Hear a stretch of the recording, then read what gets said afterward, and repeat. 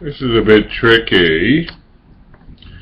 I don't know how to do this properly, but we'll get on with it. Here's the tree. It's an English elm tree at 52 Sackville Street, Kew.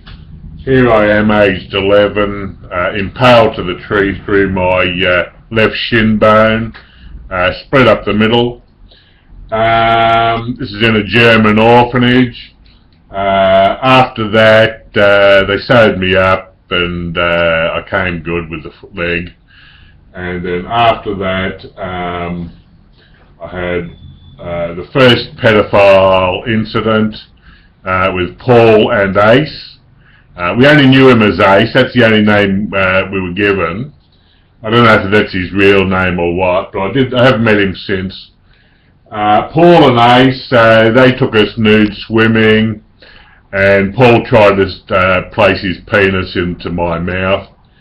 Came very close. That was at the YMCA. And then Ace took us up to his log cabin up at Lilydale, and we slept with him, and he molested me, touched my genitals, so that was that. So nude swimming, there's something else there. Then another pedophile came around on a horse, and he gave me a ride on the back of his horse. So it's all preparation. Who knows? And then one day, John, the oldest boy in the orphanage, came and got me, and we went up to the loft. I didn't know what was going on, but when I got there, one of the girls was naked, and there was another boy there. So it was the three boys and the one girl, and John had sex with the girl, and I touched her. So that was my first touch of a girl. Kids and sex. But it was all promoted basically by the pedophiles. I would say, that's what I would say. And I recall I was climbed up into the tree hut in another tree there. We had a tree hut. I think there was a tree hut up this tree as well. But we had another tree with a tree hut. I climbed up there one day, one of the girls was in there, and I remember saying, you show me yours and I'll show you mine. So we were sexually intrigued there basically by the pedophiles. The pedophiles put sexual intrigue into the children.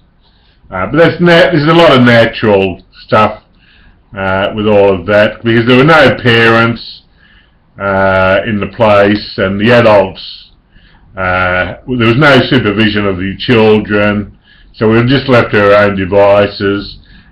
We basically just spent all day, every day, playing around in the backyard without any adult supervision, and so the pedophiles just came and went as they pleased. So then at the same time at school, Deep Dean Primary School, I remember getting the strap from the principal. So it's more abuse. So we're getting abused from the pedophiles, and we're getting abused at school, and then I said something wrong, and then they brought in a woman, I believe it's the matron's sister. There are three sisters, so Mrs. Machin, or Mirchin, Mirthishin, was the matron, and she brought a sister in to punish me. She took me upstairs, made me get down on my knees at the bed, and she bashed the shit out of me with a stick, a big stick. Turned the lights off before doing it, closed the door. That was up on the balcony room, a room built onto the balcony. So anyway, Dad came along and got us out of the orphanage. I was the first out on December the 24th, Christmas Eve. We went up to 5 Yarborough Avenue, Baldwin. We were there for quite a few years, and while I was there, my hands and feet got the scars of Jesus Christ on them. So we can call those the scars of sarxkyn, because we haven't really worked out anything whatsoever about reincarnation. Nothing whatsoever. There is absolutely no indication of any proof regarding reincarnation. So what I've had is I've had the experience of the returned Christ, but in actual fact it's more of a experience of a Christ, not the returned, but a completely separate incident of the Christ, but also at the same time very similar to someone who is a returned actual Christ, and that would be reincarnation. So we've got to split that down the middle and work on that and find out what that's all about. So here are the 4 flames. I'll put them on the picture there. This is a bit hard to see on here, but you need to come and have a look at it close up so you can get a good picture of it. It's not a very good picture on here, but we'll get there. We're getting there bit by bit. So what I want to do is take this picture down and get it photocopied, make a few copies, and then I can give them to a few people as explanation. So this is all just so I can tell my story properly. If I ever go to a court of law and sue the Lutheran Church for damages, I've got this picture that I can explain things much more clearly, because we're talking about a very deep torture. I'd say it's premeditated, mind control, deep torture,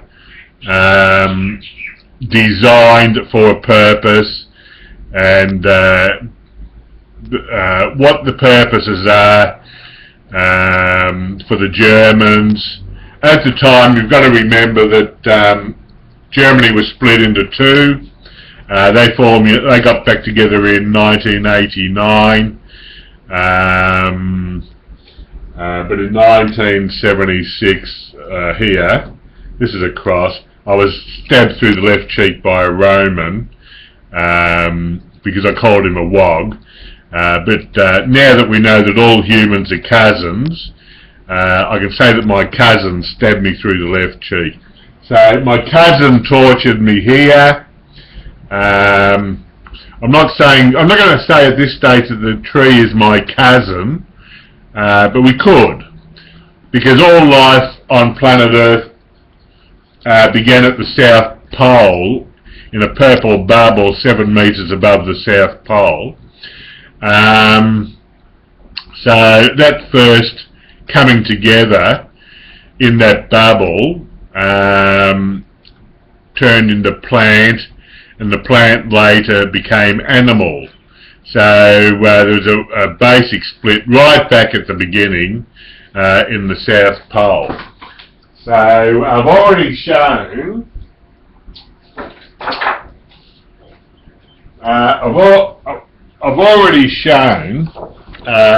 the square map of the world. So life began here in the middle, because that was the first place to cool down. Eventually, I think all of this would have been boiling hot. There would be no water, so that we wouldn't even have any of this. So let's just show the Antarctic. So here's where life began, without any water on the planet. The atmosphere was completely different. It was very, very hot. The atmosphere would have been a lot bigger, I guess, thicker, almost black.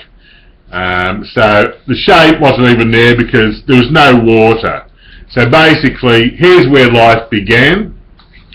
It cooled down, and the plants would have started very, very early in the piece. We would have started getting some sort of plantation over here as the light came through the atmosphere and the water started to come. So a lot of the water would have come out of the atmosphere. Hydrogen and oxygen would have bubbled up out of the surface, and then it would have all just sort of collapsed in one big heap, I would say, or over quite a, well, I don't know. We'll have to think about that further, but we're getting there. But originally, plantation would have started at the South Pole because the land was solidified. It started to cool down. We're starting to get a bit of sunshine in. So life started about 7 meters above the planet, but probably a lot higher.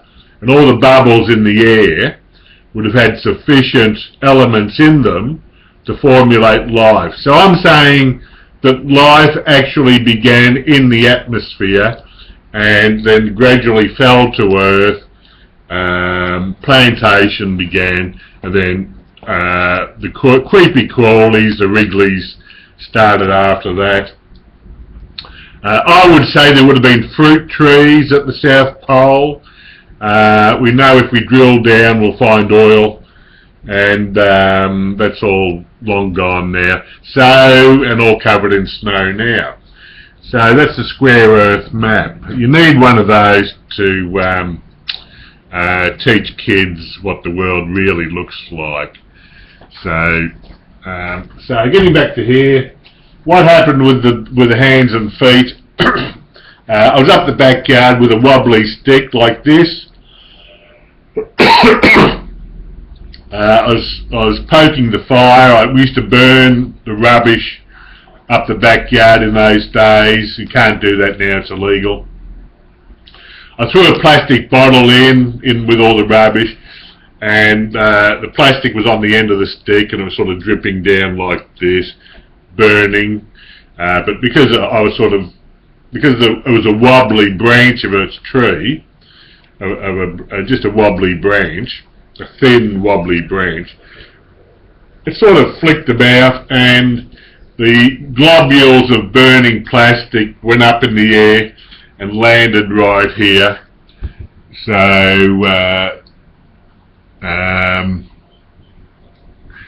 the scars are still seeable. So it's a globule of plastic, burning plastic. The globules are still seeable, very, very seeable. So the globules, the scars are very seeable, and the same on my feet. So that's some sort of miracle. But if it's a miracle, because it only happened on my hands and feet, didn't hit me anywhere else. It was over 2 days, I believe. And in those days we used to wear thongs on our feet. Some people call them flip-flops. And I had shorts on, so I would have been in the summertime. And so that's how I got the scars on my hands and feet. So this is completely irrelevant of Jesus Christ. Unless there's some supernatural element involved, that is not yet proven. But anyway, I've got the scars on my hands and feet, and I was impaled to the tree. So we're looking pretty good at this moment to be fairly high up in the Christian church. Excuse me. So here we are living at 5 Yarborough Avenue, Baldwin. I've been tortured. Now this line here obviously is my DNA. So I've drawn it in the shape of a DNA molecule. So we know that the DNA, if you watch DNA videos, from the Wehi website.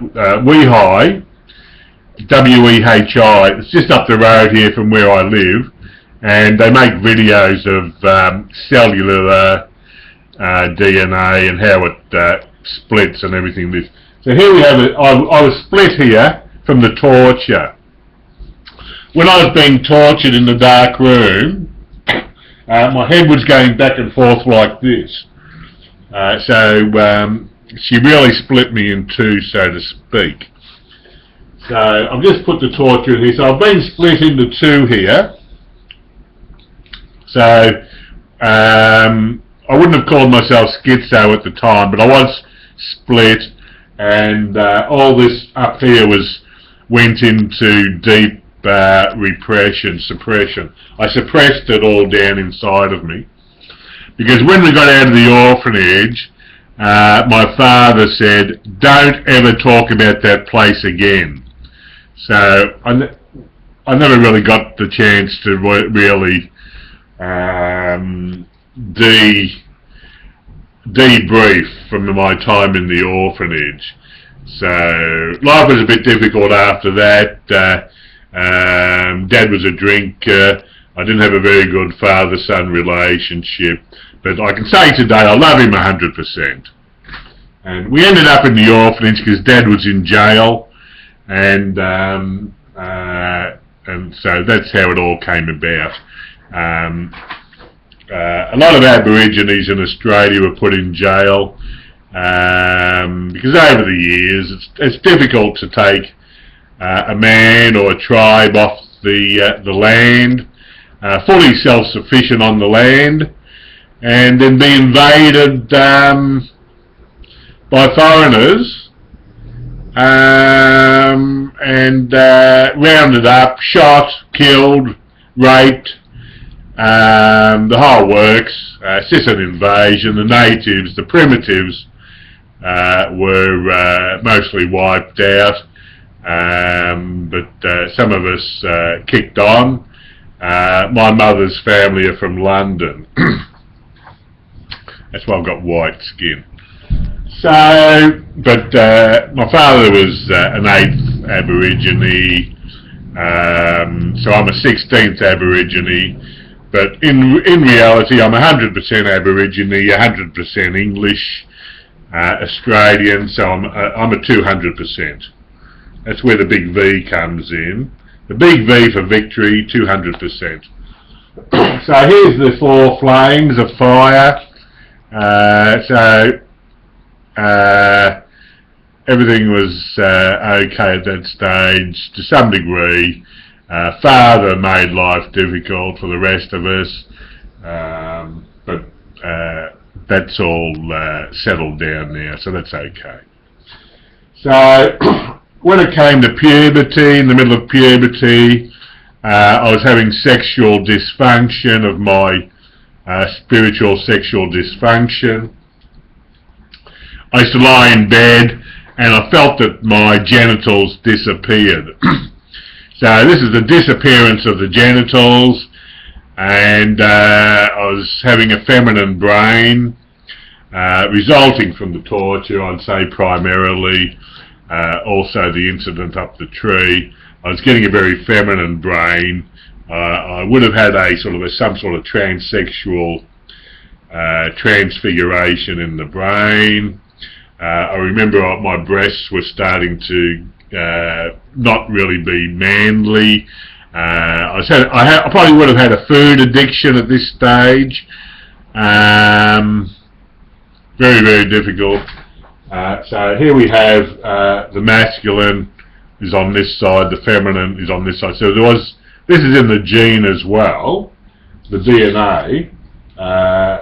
This is the effect on the DNA within each molecule of the body,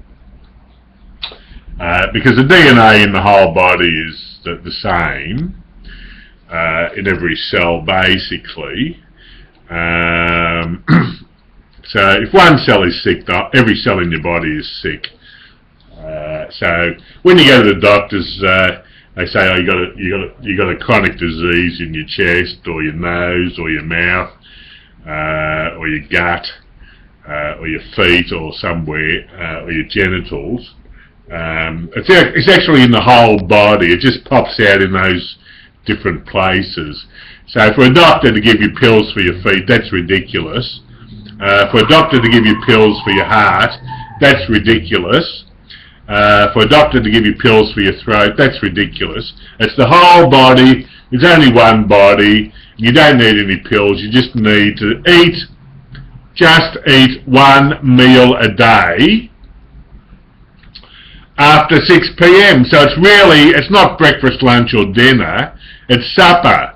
So if you get sick, you're best to go on one supper a day. That's all there is. One supper a day. So I'm currently living on one supper a day, and that's all it is. It needs to be a ketogenic supper. Otherwise, you'll have other problems. You'll have more problems. It'll be a slower recovery. So you've got to make sure you've got the right amount of fat, salt, protein. But we don't really need to worry about that. If you're having one supper a day, your body will tell you what to eat. And gradually you'll come into full modification.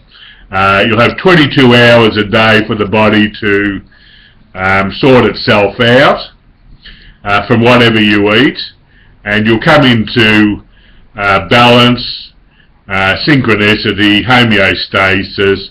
You'll turn into a Buddha. But if you've got the hands and feet that I've got, you'll turn into a Christ. Now, you could do this on your own. You could go out and scar your hands and feet, or you could draw scars and feet on you. You could draw scars on your hands and feet, and if you did that, you could lie on your back and put them into the shape of the Star of David, and then you would be the Star of David. Lucky you. So, getting on to the loops at the top and bottom of the DNA, of course, are the telomeres, and the longer your telomeres, supposedly, the longer you live. This is not proven yet, because nobody's, I haven't seen the tests of the oldest man in the world and his DNA test. I haven't seen his DNA test yet, so I can check out the names of the oldest people alive, and I could go to Genie website and look at some to see where they're all coming from. They won't give me much either, but it's all interesting. There's more to all that, but it's my theory that large testicles lead to a long life. So you need to have quite large testicles, because men eat a lot of rubbish these days. Their testicles have shrunk. They become more womanly. Well, they're under the pressure of a lot of things. It's the feminisation of man. It comes from a lot of things. Too much television, or any television, living with pets, playing sport. It's the feminisation of men. Playing sport doesn't make you a man. No way in the world does sport make you a man. Believe it or not. So we're getting down here. Then in 1976, I was in a pub. I was having a beer, talking to two German blonde women, young women from Germany. They were out visiting. I went away to get a beer. I came back. There was a short Roman-looking gentleman there, sort of talking to them, and I sort of turned to him. I was drunk, and I said, "You're a wog." Well, I shouldn't have said you're a wog, because he was a cousin. All human beings are cousins. Wakey, wakey. So I got stabbed through the left cheek by him. I I rang my brothers, they came over to pick me up, and they dispatched him fairly quickly, and he got his lesson from that. But please do not stab anybody. There's no need for it. You don't go walking around town with weapons. So I put this is the dagger. I put the dagger, I've drawn a dagger there. It's a bit hard to see. I've drawn that in the form of a dagger right through the DNA, so it's holding my DNA together. And that's the cross. I've turned that dagger into a cross because I'm saying that he was from the Northern Hemisphere. He looked Italian. That's why I called him a wog, because in those days we called Italians wogs. But we were called abos. So that's all racial slur. And my only excuse is that the racialism was in the culture, even in my family, everybody. Everyone was racist in those days, and it was all promoted by the television and everything else, and the media. The media always promotes racist issues. And the schools, you get it in schools and everywhere. So that was in 1976. During this time I was playing volleyball for Australia. So we come down here, this is 1975. So this DNA also is acts as also as a time scale for my life. So we come down here to this star here. I was in China, playing volleyball for China. I was the first Western man to go to Taishan, China. Coming around here, up here, this star here is the star of New Zealand. It's a smaller star. You look at their flag, you'll see the red star China flag, red star New Zealand flag. And then over here is the circle. That little circle is off the Indian flag. We toured India, so we toured China, New Zealand and India. And up here is a personal trip I took to Europe and America. I'll just put a circle on there because that was one trip. I flew right around the world. I went right around the world. I circumnavigated the world like Captain Cook. I've got cooks in my family, on my family tree. So I flew around the world, went to Europe and America. I went to Rome. When I got to Rome, I went down into the basement shopping centre. I got there on the train, walked around, looked at some shops, looked at the buildings. I thought, I can't remember exactly, but I just didn't want to be in Rome for some reason. I don't know. So I got back on the train the next day. I didn't even look at the Vatican or anything. But I got back on the train and went up to Denmark, stopping off in Switzerland, and went through Germany. I went to, because I was interested in volleyball in these days, and I went to Munich to look at the sports stadium, and I think I went to Frankfurt, because I got a brother named Frank. I didn't go to Stuttgart where my adopted brother John went to, or his family came from Stuttgart rather, I should say. And then I went up to Denmark. I saw the Tivoli, and I watched. That was all. And then I went back over to. I think I went over to Holland. Yeah, I went to Holland. And I watched some volleyball in Holland. I watched some a training session. Then I went back to England, London, and I got a plane from London over to San Francisco. stayed at the Hotel California. The maid stole all my money. I went down to Los Angeles on the bus. I went to one of the Universal Studios there, I think it was, Universal, where they made the movie Jaws. And I didn't go to Disneyland. So I was down there for a day or so. Had a look around Los Angeles. Got back on the bus. On the way back up to San Francisco, I stopped off at Santa Barbara. And I noticed a volleyball magazine in a store somewhere. So that's where the volleyball magazine was actually made, or came from, I think. I might have seen an ad or something, I don't know.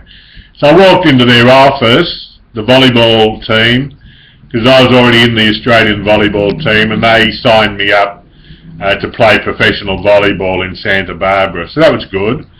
And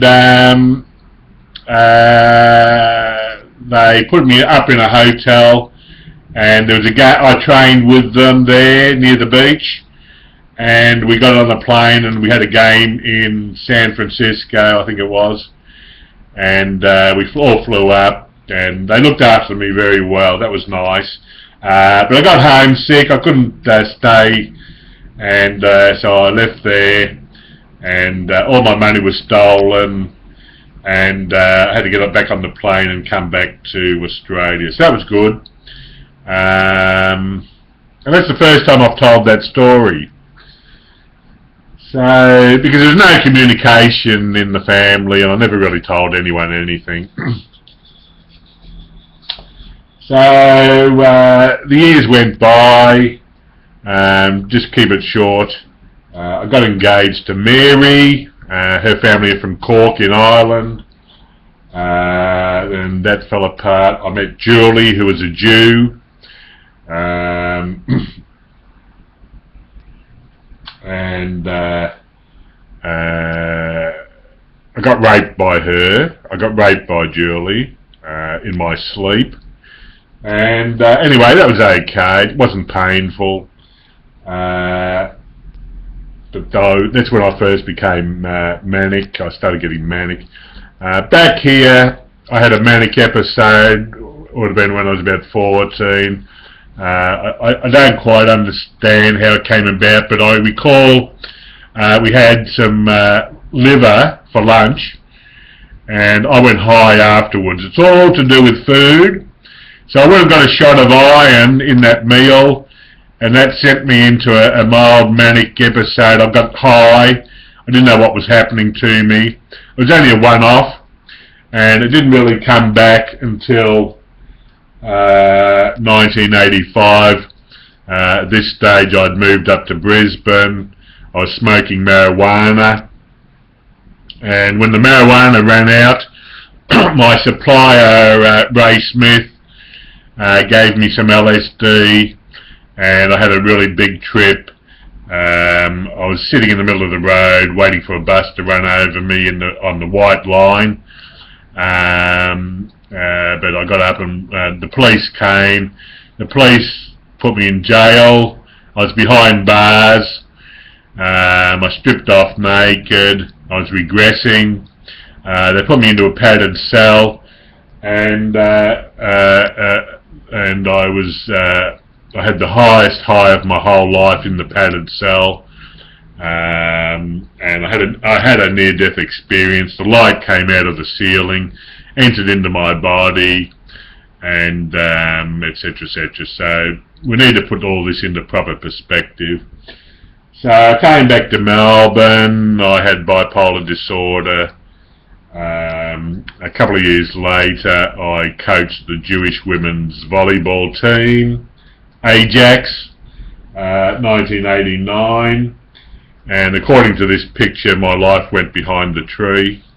So that's when I went into the anonymous 12-step programs and started working everything out. That's why the life, this part of the life, this red part here, goes behind the tree, because that's all anonymous. Behind the tree. That's where you get recovered, behind the tree. What happens behind the tree stays behind the tree. So I can't mention any names or anything of people behind there, because they're all anonymous people. But now we're in 2016 on the other side of the tree. And I've got there the words books, movies and justice. So the justice for me may not have happened in a court of law. The justice of me comes in the court of identity.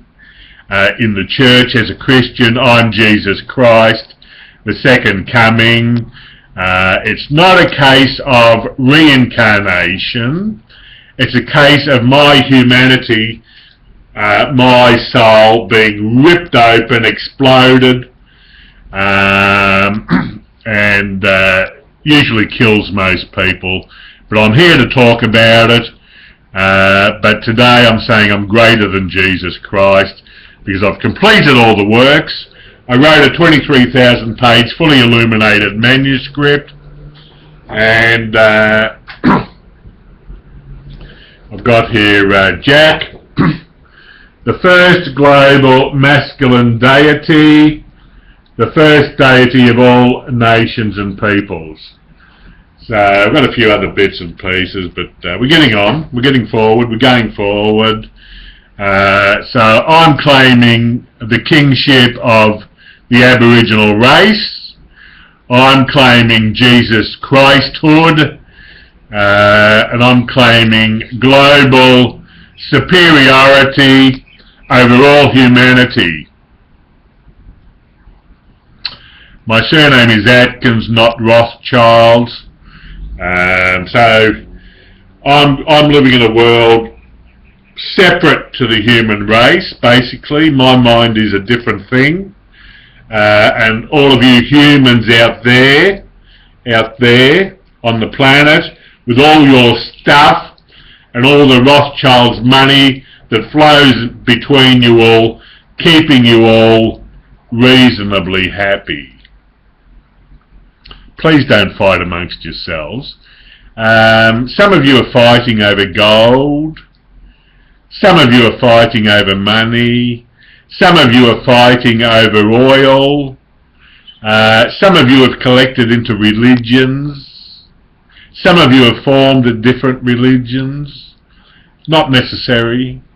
There's a new one coming. I've made it. It's all me. I am the Messiah of the human race. I am the King of the human race. I am the Christ of the human race. Hey, I am human. I am human. Call me God. Call me Messiah. Call me Jesus Christ. I do claim Mahdi-ship. I am the Mahdi of Islam as well. Any man can go into a mosque, get on his hands and knees and worship Allah. Call me Allah. Call me God. Call me Christ. Call me King. Call me Emperor. The Emperor's got clothes. So anyway, books, movies, justice. This is my justice, making this movie, my identity, my story, my testimony. Anybody can write a book about me if you like. If your name is Matthew, please write a book about me. If your name is Mark, please write a book about me. If your name is Luke, please write a book about me. If your name is John, please write a book about me. The whole lot of the Bible is finished. It will take me a long time to get it all out. We're already at 30, not 40 minutes. So I'm going to copy this, give this to the world, and I've left a space here. Under that tree I buried some sticks tied together. This is the the Roman thing at the time. So I was 11 when everything healed. I was playing up the back. I dug a trench. I tied some sticks together, 4 or 5 sticks, and buried them in the trench. They may still be there. I'm not going to go back and dig it up. And I've got a picture of an axe down here. I went gold detecting with my brother Frank. Went gold detecting, and we were sort of going like this with the gold detector, and it was going beep, beep, beep. So we started digging down. We thought we had gold. We thought we had a nugget of gold, and we had to keep digging deeper and deeper and deeper.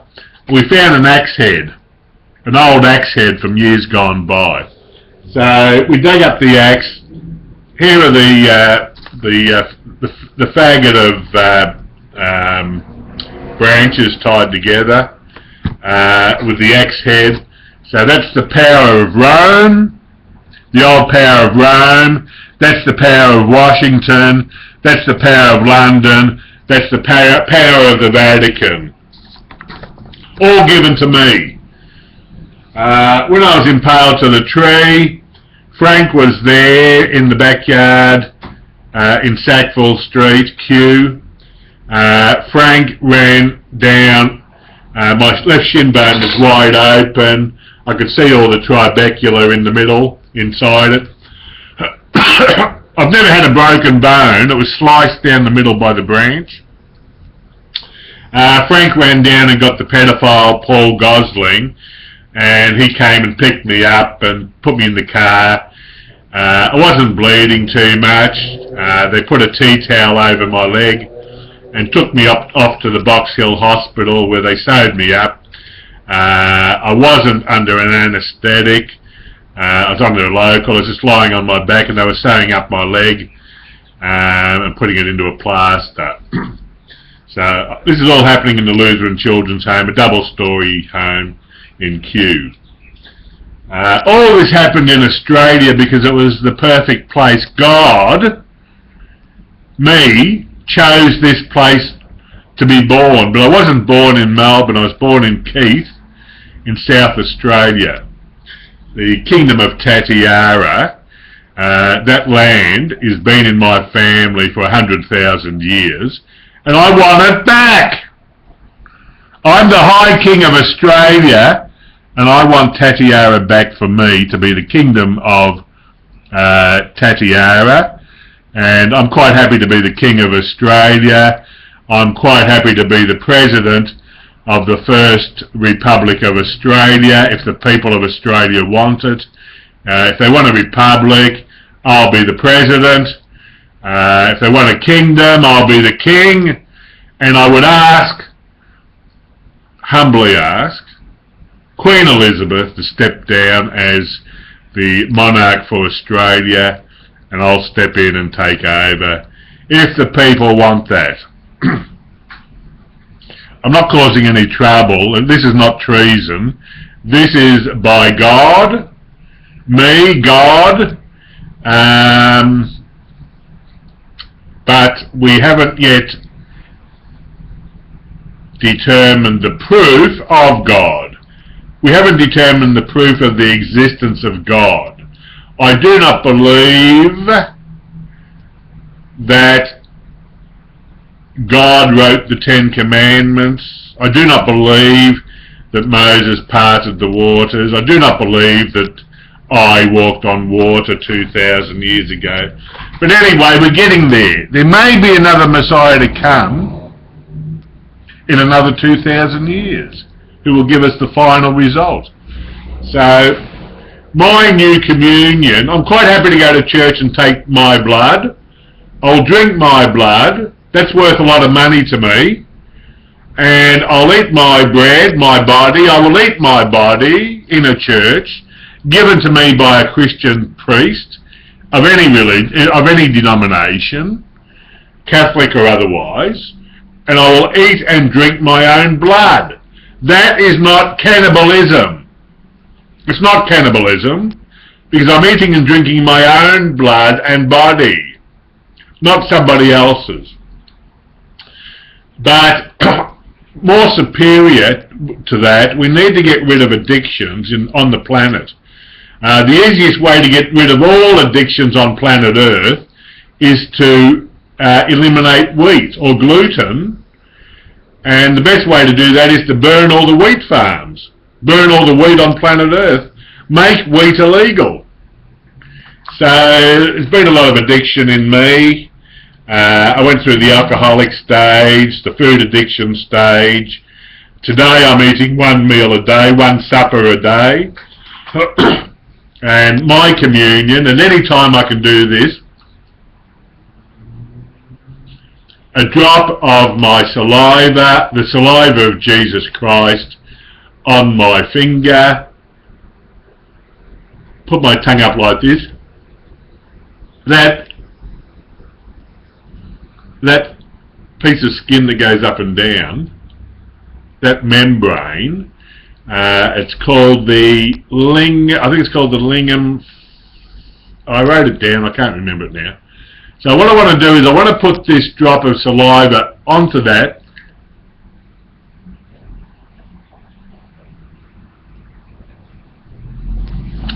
gently press it on there, and that saliva splits into two because it's on that straight membrane. So the liquid of the saliva splits in two, and that is how I part the waters. That's how we part the waters these days. If I can walk on water, I'll let you know. So, and I've left, when I give this picture to everybody else, I've left this circle here. I don't know if I'm going to put anything in it, but I might leave it blank. Okay, I'll leave that part blank, and I'll leave this part blank. This is a template for all humanity. I don't care what religion you're in. This is for all humanity. I don't care if you're an atheist. This is for all humanity. So when you get this picture, when you buy this picture, you stick it up on the wall. You'll need a big one because it looks good. It'll look good in your lounge or in your kitchen or in your bedroom. I might put something here, a title down the bottom here or up the top here. Up the top there are the family crests. Is the family crest with the names of my family. The family crest, that's it there. It's green. It's green for the first age. Red for the age of Christhood. Me and Jesus, or me, Jesus Christ. And we're coming into a golden age. I think there will be another Messiah after me. But I'm using the word sarxkyn. My website is The Cure for All Mental Illness. Look that up, please. I just threw it together. It's a bit rough. All the authors can come to me. They can write books, whatever they like. All the artists can come to me. You can copy anything I've got for free. There's my family tree there. It's the Atkins Sparks connection. My mother was a Sparks, maiden name. I've met Prince Charles and Prince William. But I've left that circle there, and when you get this picture drawn by the hand of God, you can put things into that circle and into this space which will make you you can customize it to yourself. I mean, you can put a picture of yourself in there or your family into this picture, which is drawn by the hand of God, or drawn by the hand of Allah, or drawn by the hand of the higher power, or whatever you believe in. These are the hands that drew it.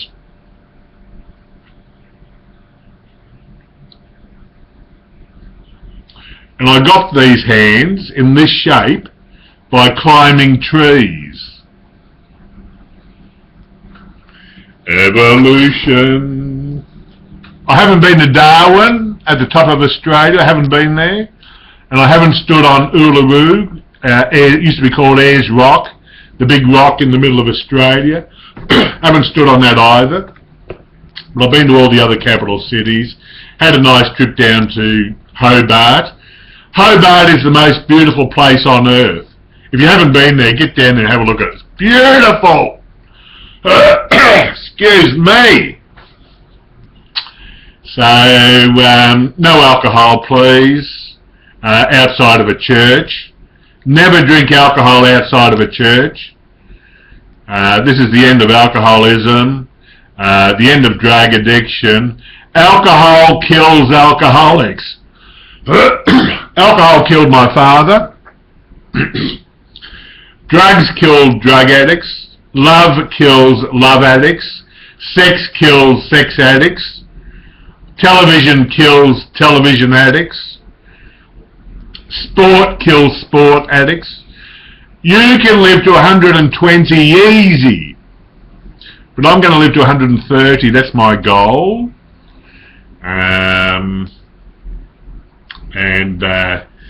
Once we get rid of this, is the new world religion. I am the new world religion. Sarxkyn is the word. sarxkyn. That came through the development of my God brain, the enlightenment of my God brain. I made 850 videos, but I took them all down, and now I've only got 15 or something. I could put them all back up, but I haven't got the energy for that at the moment. I'm getting a bit weary of all this. I want to get to Hollywood, make a few movies, and show the world how to get rid of all the demons in your body. The quick way, the easy way. This is really good. If I can just get someone, if you're a movie producer, you want to make a big blockbuster, a big Hollywood blockbuster, give me a call right now in Melbourne, Australia. My phone number, I think, is on my website, Jack William Atkins. Get my phone number on the directory. I won't put it on the video. Just give us a call. The pigeons outside are making a bit of a ruckus. They're all flying around. It's a beautiful day here in Melbourne, Australia. So, what else do you want to know? The picture helps me to tell my story a lot quicker. I've been in recovery for half my life, 3 decades, going to 12-step programs, seeing psychiatrists. I suppose they all helped. Didn't need any of the pills really, but it's all changed now. The whole world has changed. Today is the first day of the new age. Whether I make any movies or not, I've got my whole story. I can tell my whole story. I can show the scars. I've got all the books, the works, the artworks. I can write a good song. Come to me, I am your God, oh come to me, come to me. You are my goddess, come to me, come to me. Please have my baby, come to me, come to me. Let's have a baby, come to me. Ah, it's a bit of a coating on the tongue. I might go out and buy some supper. There's nothing in the fridge, everything's in the freezer. So I'm going out for supper at 6 o'clock. It's too early yet. 7 might be a bit better. So in an hour I'll go out and have some supper. Today I want to have a bit more of a ketogenic supper today. I don't want to have too much. I don't want to have any dairy really. I got some coconut oil there. I really don't know what to eat. All the stores are selling rubbish. There's no restaurant around here I can have a ketogenic supper. So can somebody start a ketogenic supper restaurant, please? If you're a cook or a chef, you got your own restaurant, I want to go out at 7 p.m. and I want to eat a ketogenic supper. Scrambled eggs. There you go. With extra butter? Well, that's dairy, but that's okay. So tonight I'll have scrambled eggs. I don't know where I'm going to get it. Where the hell can I get scrambled eggs this time of night? Can you restaurants get your act together? I want to be healthy. I want to be fit and healthy. I want to lift me dumbbells. I want to be fit and healthy, and I want to live to 130 with all of you people as well. I want all my schoolmates to come with me and live as long as I do. I want you to live to 130. Plenty of good sleep. My prostate's expanded, so I want to shrink that. I don't want to cut out, no. I want to cure it myself. Leave it to me. I am God Allah. But higher than that, higher than God and Allah. This hand is God, this hand is Allah. Higher than that, at the top of the triangle, at the top of the triangle, I am. At the top of the triangle, I am. End of story. Love you, bye. Love all of you. Bye.